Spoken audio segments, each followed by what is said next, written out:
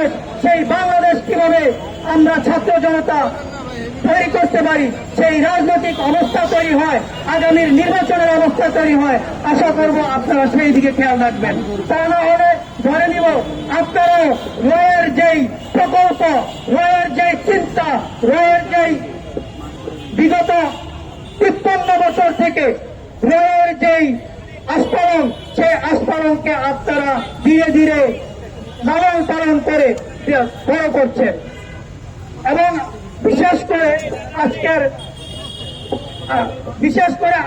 আজকের যে আমাদের এই আয়োজনটি আসলে আমাদের একক কোন সংগঠনের আয়োজন নয়।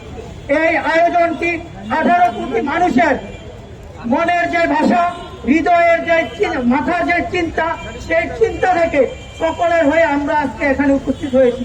আপনারা মিডিয়ার মাধ্যমে এই সারা বাংলাদেশের জনগণের যে চিন্তা, জনগণের যে আশা আকাঙ্ক্ষা, সেটি জনগণের কাছে পৌঁছিয়ে দেওয়ার জন্য সকল মিডিয়া ভাইদেরকে অনুরোধ করব। ধন্যবাদ সকলকে। আসসালামু আলাইকুম।